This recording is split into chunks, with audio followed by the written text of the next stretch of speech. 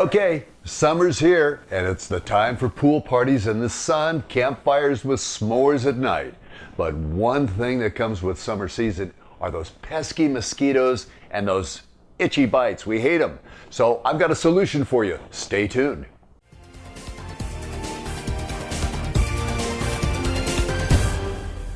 You know, bug spray can only do so much, and if you have really sensitive skin, it can really irritate it. Well, we found a great way to make your own mosquito repellent candles so you don't have to constantly douse yourself in bug spray or burn citronella candles. First, you're going to need to gather up some supplies. Here's what you're going to need: pint mason jars, floating candles, lemons, limes, basil, and lemongrass essential oil. Step 1.